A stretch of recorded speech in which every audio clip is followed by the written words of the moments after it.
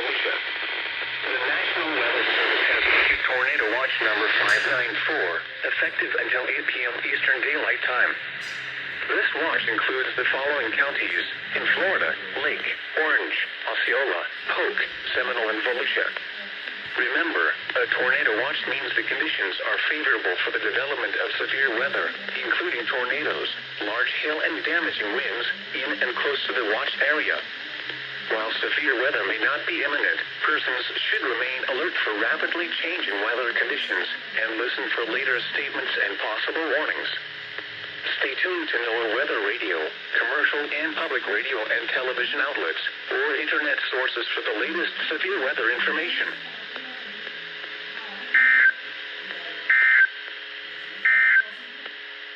The forecast